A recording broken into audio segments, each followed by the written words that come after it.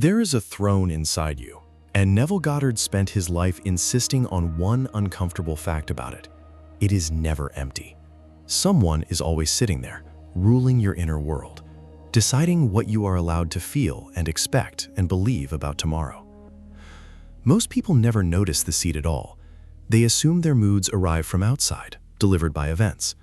The bank balance decides whether they feel safe. A short reply to a text decides whether they feel wanted. The diagnosis, the headline, the tone of a stranger, all of it walks in and takes the chair. You call that being realistic. You call it dealing with the facts. Neville called it something colder.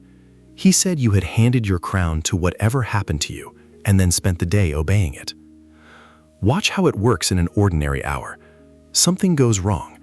Before you decide anything, a feeling has already been chosen for you, and you simply live it out as if it were the only sane response available. The event ruled. You served. By the end of this video, you will understand why imagination is not the toy you were told it was.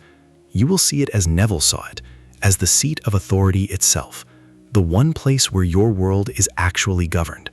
And you will know that the throne was yours the whole time, sitting occupied by a tenant you never elected. That tenant has a name. It is circumstance. And the strange thing is that it only rules by your consent. Think about how you were trained to regard imagination. It was the thing that distracted you in class, the daydream that pulled you off task, the place children go before the world teaches them to be serious. Imagination, in that telling, is the opposite of reality, a soft escape from the hard facts. Neville Goddard turned that ranking completely upside down. He did not treat imagination as a lesser faculty, a place you visit to avoid your life. He treated it as the sovereign faculty, the throne from which the whole of your experience is ordered and held in place. His claim was blunt. Imagining creates reality, not describes it, not decorates it, not copes with it, creates it. What you imagine and accept as true is the cause, and the circumstance you keep pointing at is the effect trailing behind. Sit with how much that reverses. If imagination is cause, then the person who fixes all their attention on the facts, who lets those facts dictate every feeling, is not being sober and grown up. They are staring at the shadow and calling it the source. This is the reversal the rest of this video is built on. The world you are so carefully reacting to is downstream.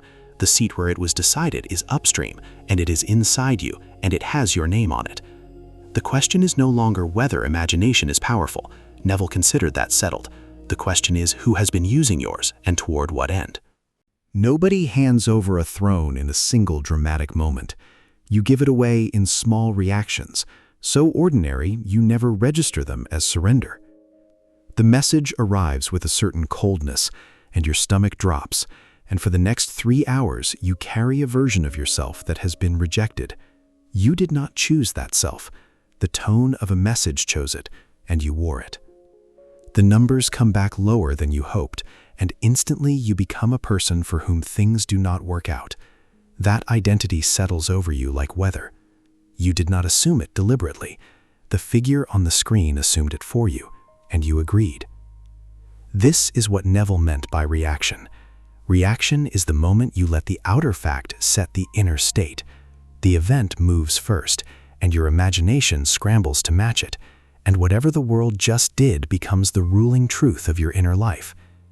Do it long enough and it stops feeling like a choice. It feels like honesty.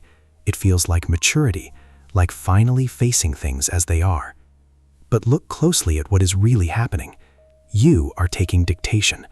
The circumstance speaks, and your imagination writes it down and signs it and calls the result your mood. The crown did not fall. You held it out, and the world, which never refuses a throne, sat down. So here is something worth naming before we go further. When you catch yourself reacting, you are not weak and you are not broken. You are simply a ruler who forgot the seat was theirs. Now a warning, because there is a counterfeit that wears the same clothes as real authority. Its name is fantasy, and it is the reason so many people conclude that imagination does nothing. You have tried it. You pictured the outcome you wanted. You ran the pleasant scene in your head, the good news, the changed life. It felt nice for a few minutes. Then you closed the daydream, walked back into the old facts, and nothing had moved. So you decided imagination was empty after all. But notice what actually happened in that exercise. You visited the state. You did not occupy it. You looked at the throne, admired it, and remained standing in the doorway as a spectator of your own wish. Fantasy is imagination that you never believed. It is a scene you watch instead of a state you inhabit. You know the entire time that it is not true, and that quiet disbelief is the whole difference. You were pretending on the surface while agreeing underneath that reality was elsewhere. This is why the daydream changed nothing. It was never meant to. A wish you observe from the outside leaves the throne exactly as empty as before, because you never sat down. You were rehearsing longing, not exercising authority. Neville drew the line hard here, and it is the line this whole teaching turns on. Imagination as fantasy changes nothing, because you did not believe it. Imagination as cause reorders your experience, because you occupied the chosen state as real. The seat is the same seat. The difference is whether you actually take it. So what does it mean to occupy a state, rather than merely picture one? Neville had a precise answer, and he named the mechanism the law of assumption.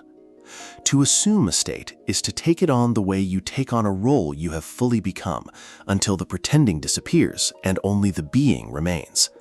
You are not hoping to feel secure. You assume you are the person for whom security is already the plain fact, and you think and respond from inside that assumption.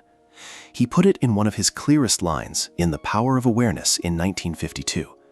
Change your conception of yourself, he said, and you will automatically change the world in which you live. The self-conception is the seat. Change who sits there, and the kingdom rearranges itself to match. Feel the difference in your own body. Fantasy says, wouldn't it be wonderful if this were true? Assumption says, this is the fact of me, and I will meet the day as the person for whom it is already so. One begs the world for a result. The other issues the world an order and expects obedience. This is living in the end, another term Neville used exactly and meant literally. Not living toward the end, straining and reaching for it. Living from the end, as though the wish were already fulfilled and you were simply inhabiting the aftermath. When you occupy a state like that, you stop reacting to conditions. You start reigning over them.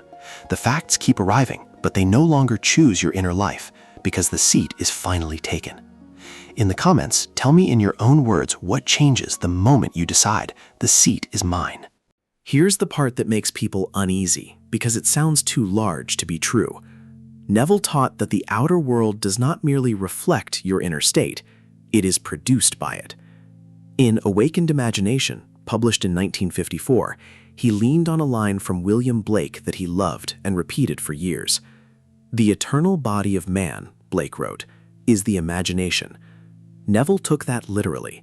The imagination is not something you have, it is the deepest thing you are, and everything you call your life is its outer garment.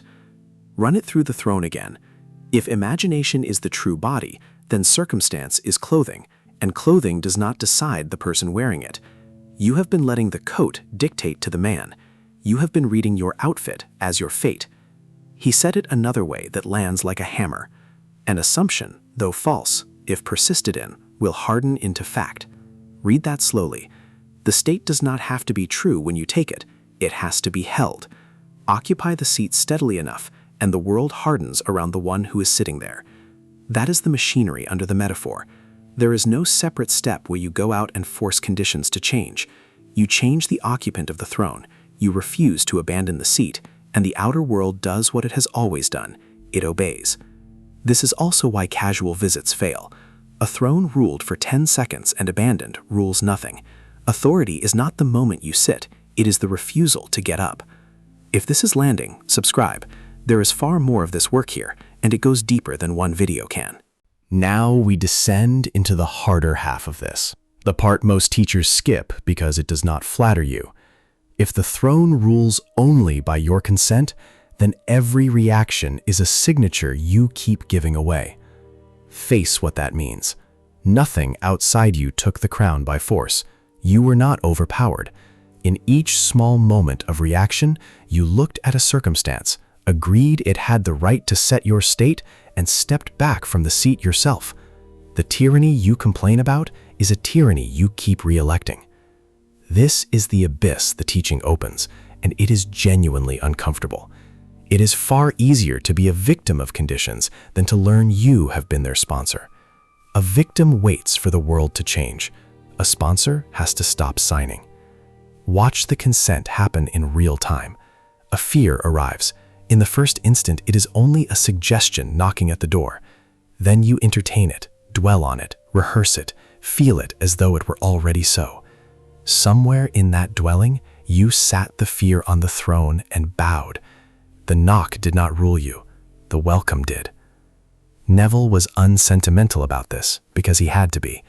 As long as you believe the circumstance is the emperor, you will keep obeying it, and you will keep calling that obedience realism. The chains come off only when you admit whose hand has been fastening them. This is not said to shame you.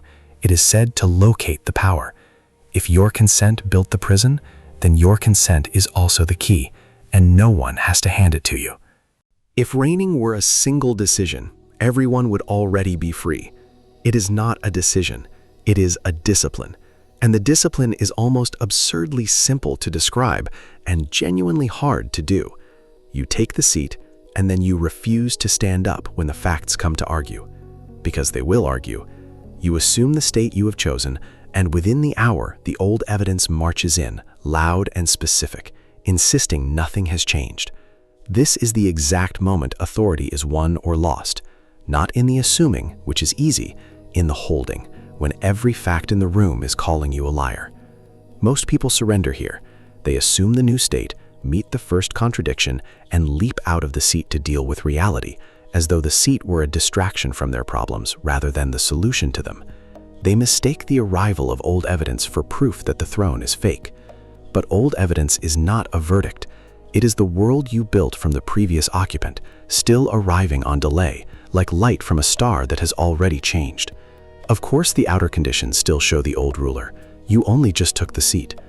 The discipline is to let the contradiction come and remain seated anyway, to feel the pull to react and not react, to hold the assumed state not because the facts agree, but because you have decided the facts no longer get a vote on who you are.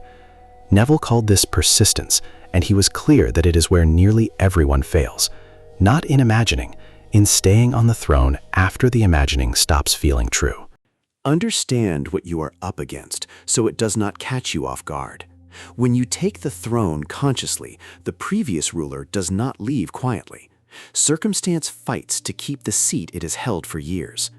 It fights with the most convincing weapon there is, which is your own history. Every time you assume a new state, memory produces a stack of reasons it cannot be so. Look at your track record, it says. Look at the numbers, the past, the pattern. This is the abdicated ruler making its case, and it is fluent because you trained it. Here is the trap. If you argue back, you lose. The moment you start reasoning with the old facts, defending your new state, marshaling evidence against the evidence, you have already stood up. You have accepted that circumstance gets a hearing, and a throne that holds hearings is no longer ruling, it is negotiating. The ruler does not debate its subjects, it simply remains. You do not defeat the old conditions by out-arguing them. You defeat them by declining to leave the seat while they shout, until the shouting, unanswered, runs out of breath. This is the quiet warning at the center of the teaching. The danger is never that circumstance is too strong. It is that its case sounds so reasonable, so mature, so much like facing reality, that you rise from the throne to agree with it and call your surrender wisdom. Every time you catch that pull and stay seated anyway, the old ruler weakens. Authority is not loud. It is what remains after everything loud has been ignored. So we climb back out, and now the whole thing is practical. Taking the throne is not a technique you perform once. It is a posture you adopt and keep, a change in who you have decided is in charge. It begins with a refusal. You refuse to let the outer fact set the inner state. When the event arrives, you feel the old reflex reach for the crown, and this time you do not hand it over. That refusal alone, held even for a moment, is you back in the seat. Then comes the assumption. You choose the state you want the world to reflect, and you occupy it as the ruling fact of your life, not the wish that things improve, the settled assumption that you are already the person for whom they have. You think from that self, speak from it, meet the day from inside it. And then the whole game you hold. The facts come to test you, and you let them come, and you stay. If you slip and react, and you will, you notice you have stood up, and you sit back down without drama. Reigning is not never falling. It is returning to the seat faster each time, until returning becomes your natural resting place. Notice what you are doing in all of this. You are not forcing the world. You are not straining to change a single external thing. You are changing the occupant of one seat and letting the kingdom, as it always does, rearrange itself around its ruler. So we end where Neville would want us to end, not with a trick to try, but with a recognition you cannot unsee. The throne was never up for grabs. It was always yours, and it was only ever occupied by tenants you never elected. Every headline that set your mood, every message that decided your worth for an afternoon, every diagnosis, every balance, every reaction you called realism, all of it was ruling from a seat that belonged to you, and it ruled by one thing only, your consent, which you can withdraw the moment you remember it was yours to give. This is the change of posture the whole video was for. Not manifest your dreams, not picture harder, not want with more feeling. Stop reacting and start reigning. Let the facts arrive and refuse to let them set your state. Assume the state you have chosen and hold the seat while the world catches up.